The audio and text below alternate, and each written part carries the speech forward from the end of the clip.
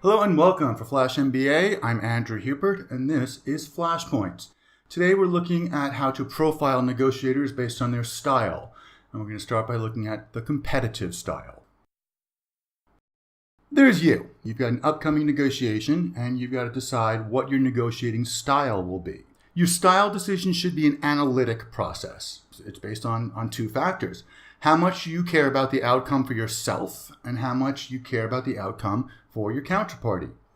If you are competitive, all you care about is yourself. 99-1 is perfectly okay. If you are the opposite, if you are yielding, then the customer is always right and you just need to do a deal. If you're collaborative, you are a traditional win-win. You want what's best for everyone. If, on the other hand, you don't even want to have this negotiation, you don't really care, then you are an avoider.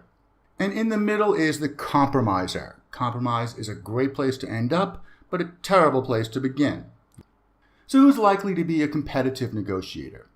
If you are a seller in a time of shortage or a buyer in a slow time, like in a recession, then you can afford to be competitive. Also, if you have a unique asset, then you should take a competitive position. Competitive negotiators are win-lose. There will definitely be someone who comes out on top and someone who does not.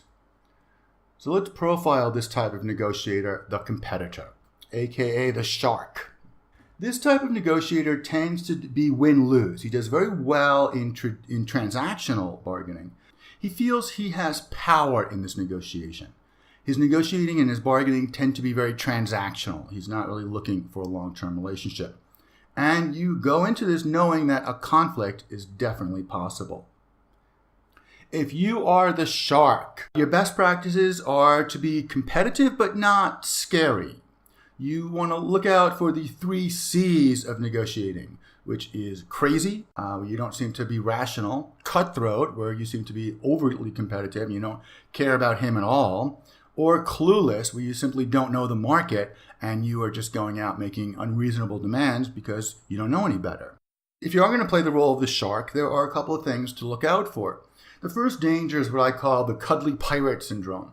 This is a competitor who opens aggressively, but actually has a weak position, and he can't back up his anchor position, and he can't walk away. He needs the deal. And this is probably going to lead to conflict and then accommodation.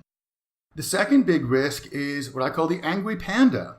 You see yourself as cooperative and collaborative and lovable and good partner material, but he sees you as aggressive and cutthroat. Now, what if you are not the shark? What if you're confronted with a shark, but that's just not your style? Well, you've got a number of choices, and they're all kind of difficult. First, you can run away. That's perfectly valid. You can play the role of the avoider, and you can look for other alternatives and other business models. If you feel you don't have any choices or it's just not worth the time to put up a fight, you can capitulate and you can just transact while you look for another model or another alternative. Or you can go head to head and slug it out for the best deal you can get, but I'm warning you now, it's not going to be a pleasant process. Final word, competitors maximize the value of this transaction, and that's really what they're good at.